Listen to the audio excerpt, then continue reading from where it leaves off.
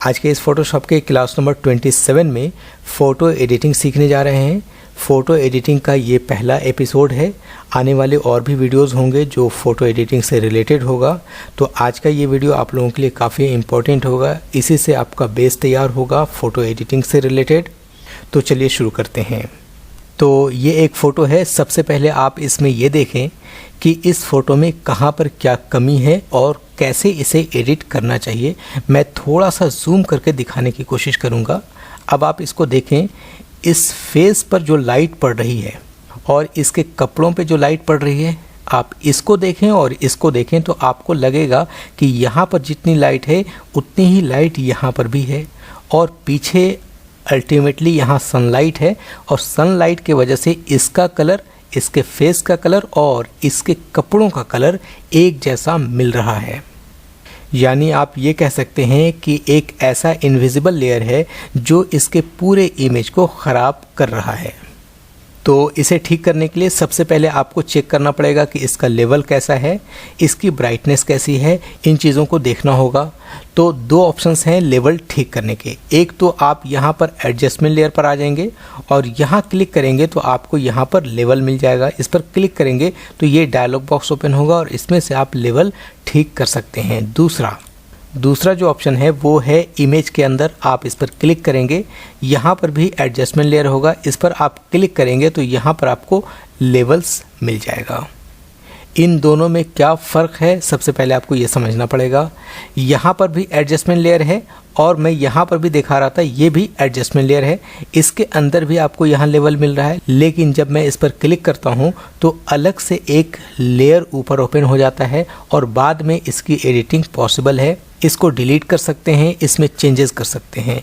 लेकिन अगर आपने लेवल को यहाँ से ओपन किया है, इमेज में जाकर एडजस्टमेंट में गए और यहाँ से अगर आपने लेवल यूज़ किया है तो आप इस लेवल को बाद में एडिट नहीं कर पाएंगे। जो भी चेंजेस आप कर देंगे वो सभी चेंजेस इसी इमेज पे डायरेक्टली हो जाएगा। तो हमें इससे बचना चाहिए। मैं कंट्रोल Z से वापस आता हूँ और हमें ये करना चाहिए कि अगर आपको लेवल ठीक करना है तो कोशिश ये करें कि इस एडजस्टमेंट लेयर से यहाँ से लेवल ठीक कर सकते हैं। लेकिन दूसरी बात क्या समझनी होगी कि अगर आप इमेज में सिर्फ लेवल पे काम कर रहे हैं तो डायरेक्टली इमेज में जाकर आप लेवल ओपन कर सकते हैं यहाँ से। मतलब ये कि इमेज में आपको सिर्फ लेवल पे ही काम करना है, उसके और किसी चीज़ पे काम नहीं करना है। फॉर एग्जांपल एक्सपोजर या फिर ब्राइटनेस, कलर कंट्रास्ट, इन चीज़ों को नहीं देखना है, सिर्फ लेवल को कम करना है। तो आप डायरेक्टली कंट्रोल L प्रेस करें या इमेज में जाकर लेवल ओपन कर सकते हैं। इसका शॉर्टकट होता है कंट्रोल L, इसको याद रखेंगे। कंट्रोल L से जब आप लेवल ओपन करेंगे तो इस डायलॉग बॉक्स को समझना पड़ेगा। एक चीज़ और ध्यान रखें कि जो डायलॉग बॉक्स आपको कंट्रोल L प्रेस करके मिलता है, सेम डायलॉग बॉक्स आपको यहाँ पर मिलता है जब आप एडजस्टमेंट लेयर पर क्लिक करते हैं। सभी फैसिलिटीज़ इसमें भी वही होती हैं, इसमें कोई अलग चीज़ नहीं होती है, ध्यान रखें। अब हमें इस डायलॉग बॉक्स को समझना होगा। यहाँ पर आप देखेंगे तो दो ऑप्शंस ऊपर में दिए गए हैं। ये फर्स्ट वाला जो ऑप्शन है इसको तो लेवल बोलते हैं, लेकिन दूसरे वाले ऑप्शंस को मास्क बोलते हैं। अगर आप इस पर क्लिक करते हैं तो एक मास्क ऑप्शन मिल जाएगा और इस पर क्लिक करके आप मास्क यूज़ कर सकते हैं। इन चीज़ों को आप आगे समझेंगे आने वाले ट्यूटोरियल्स में। अभी हम लोग लेवल पे काम कर रहे हैं तो सिर्फ लेवल को ही चेक करेंगे। उसके बाद आपको यहाँ पर प्रीसेट का ऑप्शन मिलेगा। इसके अंदर कुछ चीज़ें होती हैं, जब आप इस पर क्लिक करेंगे ये डिफ़ॉल्ट का ऑप्शन दिया गया है कि आपकी जो तस्वीर है उसके हिसाब से जो बाय डिफ़ॉल्ट ऑप्शंस मिलते हैं वो तो आपको मिल ही रहे हैं। लेकिन अगर आपको डिफ़ॉल्ट पे काम नहीं करना है तो फ़ोटोशॉप के कुछ बने बनाए यहाँ पर टोन्स हैं, कंट्रास्ट है, ब्राइटनेस है, उसको आप ठीक कर सकते हैं। फॉर एग्जांपल मुझे डार्कर पे काम करना है तो मैं इस पर क्लिक करूंगा और जहां पर डार्क एरिया है वो और भी ज़्यादा डार्क हो जाएगा। अभी हो चुका है, आप देखिए कंट्रोल Z से मैं करके दिखाता हूँ। ये देखिए पहले और अब। तो जो डार्क एरिया है उसे और भी ज़्यादा डार्कर करना है तो आप इसको यूज़ करेंगे डार्कर। और उसके बाद अगर आप कंट्रास्ट को इंक्रीज़ करना चाहते हैं तो यहाँ पर तीन ऑप्शंस दिए गए हैं कंट्रास्ट के, लेवल 1, लेवल 2 और लेवल 3। किसी एक को यूज़ करके आप डायरेक्टली इस लेवल तक पहुँच सकते हैं। जैसे अगर मैं इस पर क्लिक करता हूँ तो ये एक लेवल है जो इंक्रीज़ कर देता है आपके कंट्रास्ट को डायरेक्टली। लेकिन मुझे कंट्रास्ट को चूँकि इंक्रीज तो करना नहीं है, तो मैं वापस यहाँ पर आ जाता हूँ डिफ़ॉल्ट पर। और उसके बाद यहाँ पर कुछ ऑप्शंस है, lighten, shadows, lighter, mid tones brighter and mid tones darker. अब यहाँ पर आपको समझना होगा शैडोज़ क्या हैं, मिड टोन्स क्या हैं। इन दोनों को समझना बहुत ज़रूरी है। शैडोज़ का मतलब ये होता है कि जब आप कैमरे से किसी भी फ़ोटो को खींचते हैं तो फ़ोटो खींचने के बाद अल्टीमेटली हमारे जो बॉडी पार्ट्स होते हैं उन सभी का कुछ ना कुछ शैडो बाहर आता है। जैसे मैं इस इमेज को थोड़ा सा जूम करके दिखाना चाहूँगा। यहाँ पर आप देख सकते हैं कि अगर ये नोज़ है तो नोज़ के सामने यहाँ पर बहुत नज़दीक में देखने की कोशिश करेंगे तो यहाँ पर थोड़ा सा शैडोज़ आपको दिखेंगे। उसके बाद यहाँ पर भी शैडो दिखेगा और यहाँ पर भी, इसके नीचे, आँखों के नीचे, इस गर्दन के नीचे, इस साइड का हिस्सा, यहाँ पर भी शैडो आपको मिलेगा।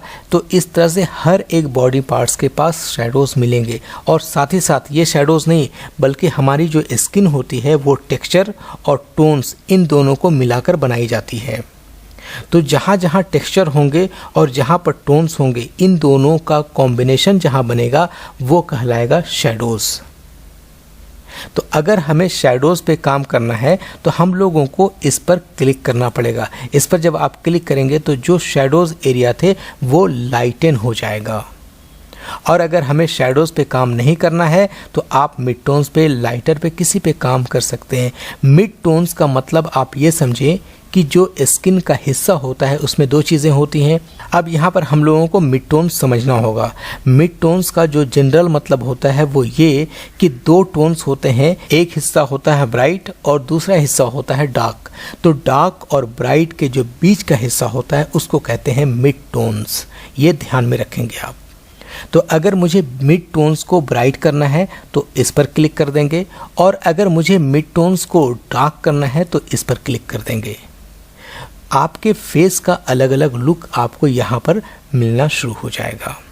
अब एक चीज़ को यहाँ पर समझना होगा कि जब आप फ़ोटो एडिटिंग करें अपने स्टूडियो में तो ख़ास तौर से किसी भी फ़ोटो को देखें कि वो इंडियन है या फॉरेनर है।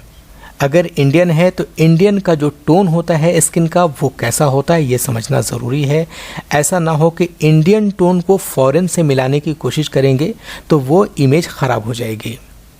जहाँ की तस्वीर होगी आपको वैसे ही फेस रखना पड़ेगा, वैसा ही टोन देना पड़ेगा और वैसे ही ब्राइटनेस रखनी पड़ेगी। यहाँ से अगर आप किसी फ़ोटो को लाइटन करना चाहते हैं, अगर वो तस्वीर थोड़ी सी डल है तो आप उसको ब्राइटन कर सकते हैं। ब्राइटन करने का ऑप्शन यहाँ पर आपको हमने बता दिया है कि मिड टोन्स ब्राइटर का यूज़ कर सकते हैं। आपको ध्यान में रखना होगा कि ये जो अलग लेयर हमें मिल रहा है इस लेयर में हम लोग कभी भी एडिटिंग कर सकते हैं। जहाँ पर हमें दिखाना है ब्राइटन सिर्फ उसी को दिखाएंगे ये मास्क यूज़ करके। तो आई थिंक इसका जो ऑप्शन है प्रीसेट का ये कंप्लीट हो गया होगा। अब उसके बाद बात करते हैं इस प्रीसेट के अंदर एक ऑप्शन है कस्टम का। अगर आप इस पर क्लिक करेंगे तो कस्टमाइज तौर पर इसको एडिट कर सकते हैं, आपको जैसा एडिट करना है। बहरहाल मैं इन सभी चीज़ों को यहाँ से डिलीट करता हूँ और उसके बाद फिर से हम लोग यहाँ पर क्लिक करते हैं एडजस्टमेंट लेयर पर जा कर के लेवल।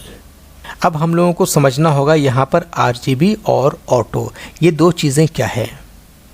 यहाँ RGB कभी भी इमेज में जो रेड, ग्रीन और ब्लू कलर्स होते हैं उनमें से किसी पर्टिकुलर कलर को कम करना है या बढ़ाना है तो आप इस पर क्लिक करेंगे और यहाँ से उसको सिलेक्ट करके बढ़ा सकते हैं। फॉर एग्ज़ाम्पल इस इमेज पर मैं रेड टोन्स बढ़ाना चाहता हूँ यानी रेड कलर बढ़ाना चाहता हूँ तो इस पर क्लिक करके आप यहाँ से ये जो बीच वाला हिस्सा है अगर आप इसको लेफ़्ट की तरफ लेकर आएंगे तो रेड टोन्स इसमें बढ़ना शुरू हो जाएगा, ये देख सकते हैं। तो अगर आपसे क्लाइंट ये कह रहा है कि मुझे अपनी तस्वीर पर रेड टोन्स थोड़े से ज़्यादा चाहिए तो आप यहाँ से RGB पर काम नहीं करेंगे बल्कि पर्टिकुलर रेड कलर पर आ जाएंगे और यहाँ से इसको मिड टोन्स को ध्यान रखेंगे। लेफ़्ट यानी इस डार्क वाले हिस्से को आप कुछ नहीं छेड़ेंगे और ये जो ब्राइटन पार्ट है इसको भी नहीं छेड़ेंगे, आप सिर्फ काम करेंगे मिड टोन्स पर। मिड टोन्स को अगर आप राइट की तरफ लेकर जाएंगे तो रेड टोन्स इसमें कम हो जाएगा। इस तस्वीर के अंदर जो भी रेड कलर है वो धीरे धीरे ख़त्म होने लग जाएगा। ये देखिए ऑलमोस्ट ख़त्म हो गया है। और अगर आप इसको लेफ़्ट की तरफ लेकर आएंगे तो ये रेड कलर इसमें बहुत ज़्यादा बढ़ जाएगा। तो इसमें एक आइडियल रेंज आप रख सकते हैं, देख सकते हैं कि कहाँ पर ये तस्वीर अच्छी लग रही है। देखिए, बाय द वे जो डिमांड होगी आप उसको फुलफिल करेंगे। अब उसके बाद यहाँ पर जो और ऑप्शंस हैं उसको भी आप ऐसे ही यूज़ कर सकते हैं। अच्छा, हम लोग यहाँ से वापस आ जाते हैं फिर से RGB पर। अब आगे की चीज़ों को देखते हैं। यहाँ पर एक ऑप्शन दिया गया है ऑटो का। फ़ोटोशॉप कहता है कि अगर आप इस पर क्लिक कर देंगे तो फ़ोटोशॉप अपनी पसंद से इसे ठीक करने की कोशिश करेगा। जैसे मैं इस पर क्लिक करता हूँ तो देखिए क्या होता है। पहले कैसी थी और अब कैसे, ये देख सकते हैं। इसको बंद करके ये देखिए, पहले और अब। तो थोड़े से चेंजेस यहाँ पर फोटोशॉप कर देता है अगर आप ऑटो पर क्लिक करते हैं तब। तो ध्यान रखें कि किसी तस्वीर को नॉर्मली एडिट करना हो तो आप ऑटो का यूज़ कर सकते हैं। अब उसके बाद यहाँ पर 3 आई ड्रॉपर टूल्स दिए गए हैं, इसको भी समझना ज़रूरी है। ये ऊपर वाला जो आई ड्रॉपर टूल होता है ये डार्क हिस्से को और भी ज़्यादा डार्क करता है। अब हम लोग बात करते हैं इन तीनों आई ड्रॉपर टूल के बारे में। ये जो यहाँ पर ऊपर का आई ड्रॉपर टूल है, इसका काम है कि आपकी तस्वीर में जो डार्क हिस्सा है उसको कलेक्ट करके बढ़ाना। जैसे मैं इस पर क्लिक करता हूँ और उसके बाद अपने इमेज पर जो डार्क हिस्सा है उस पर आप क्लिक कर देंगे तो उसी टोन को और भी ज़्यादा ये बढ़ा देगा। जैसे मैं यहाँ पर क्लिक करता हूँ, ये देखिए, इसको और भी ज़्यादा डार्क कर दिया है। तो कभी अगर आपको सिर्फ हेयर पर काम करना है, हेयर को डार्क करना है, तो आप उसको इस तरह से डार्क कर सकते हैं और उसके बाद उसकी ओपेसिटी यहाँ से कम कर सकते हैं। उसी तरह से यहाँ पर है मिड टोन और उसके बाद यहाँ पर है ब्राइटन। अगर आप इस पर क्लिक करते हैं तो ये आपके, अगर आप इस पर क्लिक करते हैं तो आपके जो ग्रे हिस्सा होता है या जो अगर आप इस आई ड्रॉपर टूल का यूज़ करेंगे तो आपकी इमेज में जो ग्रे पॉइंट है उसको ये बढ़ाने की कोशिश करेगा, उसको ठीक करने की कोशिश करेगा। जैसे मैं इस पर क्लिक करता हूँ, उसके बाद अगर ये ग्रे हिस्सा कहीं पर भी है उसे बढ़ाने की कोशिश करेगा। मैं कहीं पर भी क्लिक करता हूँ, ये देखिए। उसी तरह से ये लाइटन वाला हिस्सा है, अगर आप इस पर क्लिक करते हैं तो आप यहाँ से लाइटन कर सकते हैं इमेज को, ये देखिए। तो यहाँ से इन तीनों आई ड्रॉपर टूल का यूज़ कैसे करना है आपको समझ में आ गया होगा। अब इस आई ड्रॉपर टूल के बाद हम लोग आते हैं यहाँ नीचे इस स्लाइडर पर। यहाँ पर 2 चीज़ें हैं, लेफ़्ट की तरफ ब्लैक है और राइट की तरफ वाइट है। अगर आप इसको लेफ़्ट की तरफ लेकर आएंगे तो आपकी तस्वीर धुंधली होती हुई ये डार्क हो जाएगी ऐसे, और अगर आप इस पॉइंट को आगे की तरफ लेकर जाएंगे तो ये तस्वीर और भी ज़्यादा लाइट हो जाएगी, ये देख सकते हैं। तो इसको आइडियल रेंज पर आप रख सकते हैं, थोड़ा बहुत ऊपर नीचे करके इमेज को बेहतर बना सकते हैं। एक चीज़ का ध्यान और रखें कि आउटपुट लेवल्स जो होता है वो 0 से लेकर 255 तक होता है, और अगर इसमें वाइट कलर ऐड कर दिया जाए तो ये टोटल लेवल्स जो होते हैं वो 256 हो जाता है। तो इस प्रॉपर्टी में आपने देख लिया कि हर एक पॉइंट को कैसे यूज़ किया जा सकता है। अब मैं इस फ़ोटो को थोड़ा सा एडिट करके बताता हूँ कैसे हमें एडिट करना चाहिए। सबसे पहले आप Ctrl 0 प्रेस करके इस इमेज को फिट ऑन स्क्रीन कर लें, Ctrl 0 प्रेस करके।